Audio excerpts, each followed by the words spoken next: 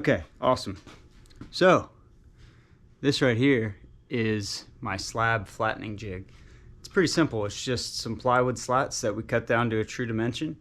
And then that thing has a slot in it for the router to slide back and forth. We're running a 1-inch Freud bit on there. I need to get a bigger one, 2-inch, 1.5 inch. One of the ones with the tungsten inserts would be better, but we're gonna use what we got. And I pulled out on my slabs cherry, and then back there we have walnut cookies.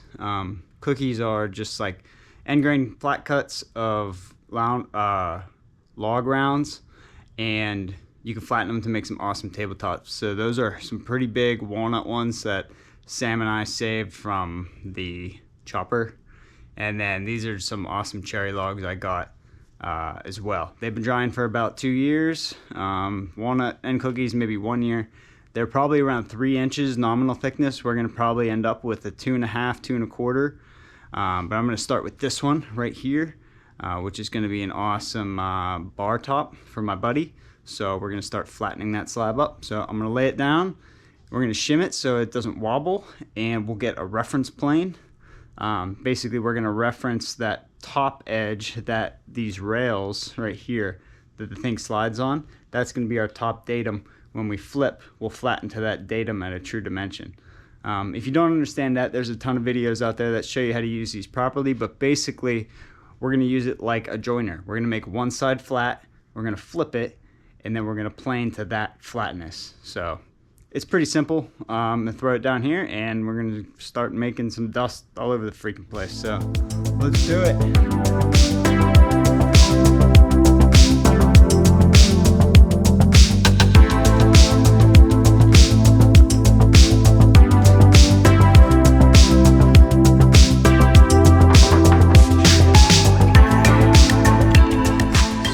The only downfall of this is it's not adjustable. Well, it is with shims, but not height adjustable. So you can see here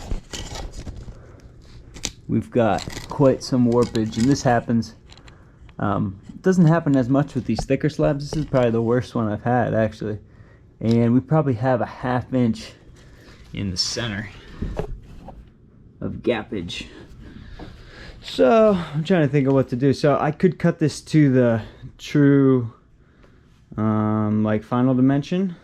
That would decrease my length a little bit, would take out some of that banana on the ends, and it would sit better. Because what you don't want to do is just start planing and then you're taking off like way more material than you need to get it, you know, flat. I could flip it over and take the high spots down that are on the ends instead of in the middle. Or potentially my whole jig is not sitting flat. So let me get my 6-foot level real quick. So I know this is straight, and if you notice, we made this with 3 points so you can get it flat. Maybe 1/8 out. Slab. Let's check this out. It is belly bowed. Oh my gosh, look at that. We are 2 inches out at the other end. This is pretty bowed. But if I even it out in the middle, maybe we're 1.25 inches, so maybe 3/4 on each side. Now if I cut the length down, it's gonna help me. If I take a little bit off each end, that might put me more at like the 1/2 inch range. I might do that. I might get the track saw out and we'll just square up the end. What to do? Let me think about this. Okay, so change of plans. We're gonna leave this thing full length. We're gonna square this end. So I've got my fest tool hooked up, but first, before we get to that, the ground plug on here has been missing since I bought it. Apparently this happens a lot with these. Oh man, so what I'm gonna do is cut it off, and where's my kit? I have a kit. These kind of things I just never do, and that's the point of these little videos I'm trying to make. You gotta take care of stuff before. So this is actually a nice 15 amp industrial grade plug that I bought. So yeah, let's wire that on real quick.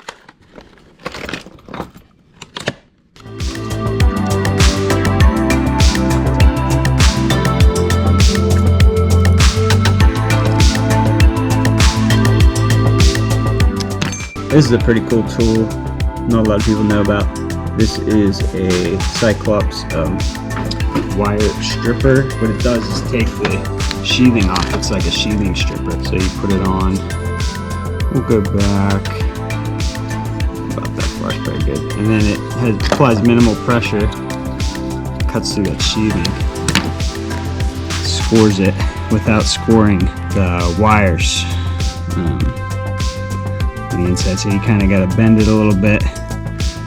Sometimes you can press on it a little more. I usually don't at first, so I can get a feel for how strong that jacket is.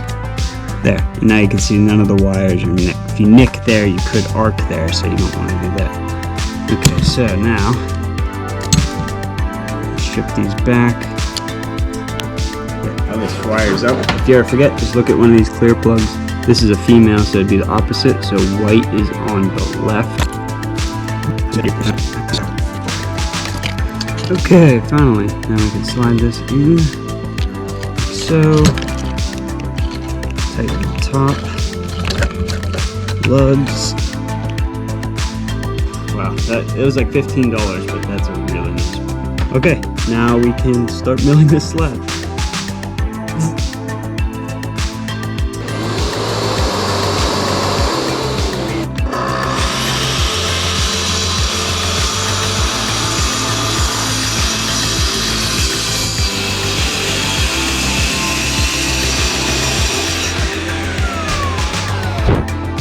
I need a GoPro case for sure.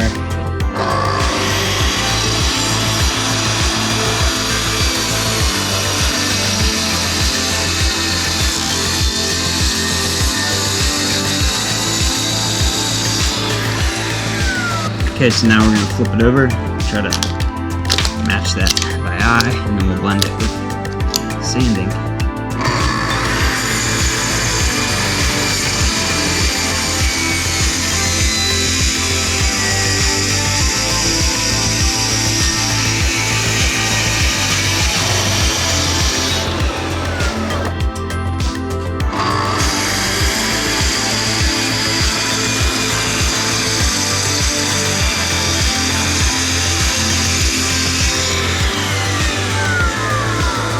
So my little trick there was to cut it a little long, and now I'm going to come back and kiss it so I don't have to sand so much.